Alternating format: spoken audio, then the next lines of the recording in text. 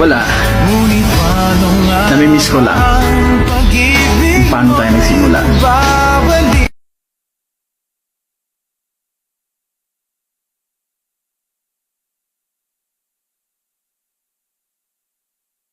It's a friendly reminder that love is not a feeling. It is a commitment.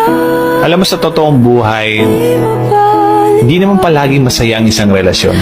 Dadaan at dadaan kayo sa maraming problema, maraming pagsubok, maraming misunderstanding, tampuhan, away, at haharap kayo sa buhay na hindi naman madali.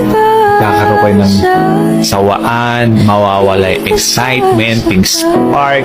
Kasi nasanay naman talaga kayo sa isa't isa.